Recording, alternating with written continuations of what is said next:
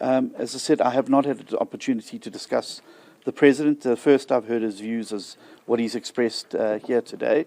And obviously we will react and we will obviously intervene, but we will also be providing Mr. Mbeki with a full response, clarifying why we said we would not participate until such time as action is taken against the corrupt.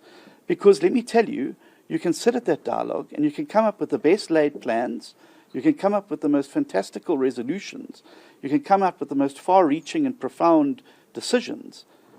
If those things are to be implemented by the very people who are involved in state capture and corruption and maladministration and who've shown the middle finger to Parliament and the general public through a farcical process of appointments, well, if you're going to rely on those people to be the ones implementing your plans and your decisions, well, it's going to end up just like... Minister Semelani has been accused and has been related to the corruption scandal of the looting of the VBS Bank. Current allocation for this financial year is at 34 billion. Of the 34 billion allocation for the current financial year, 30 billion of it is grant to provinces and metros and will be transferred as such. We are working hand in hand with them in terms of ensuring that allocated funds for human settlements only do what human settlements is supposed to do. The grant allocation, therefore, constitute 90.7% of the total budget allocation. 16. Well, it's going to end up just like every other plan, every other issue, every other talk shop that's happened for the last 20 years. People will still be living in abject poverty. Our unemployment will still be sitting as unacceptably high.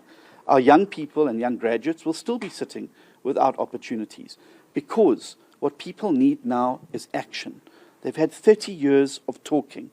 We now have a medium-term development plan.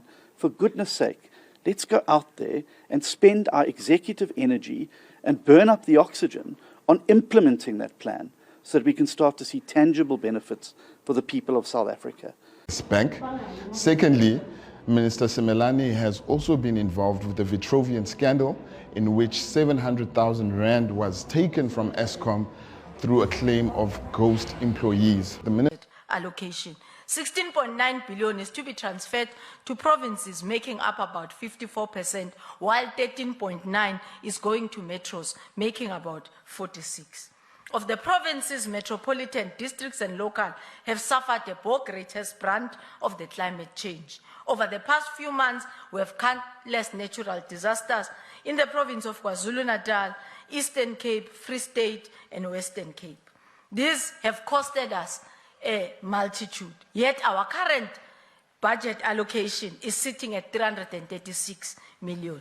It's not going to build a single house. It's not going to create a single other job.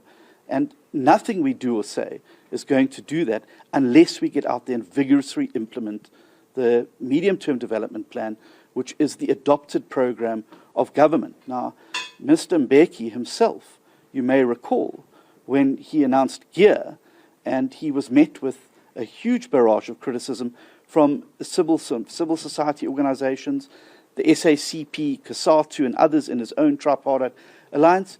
His response at that time was very telling.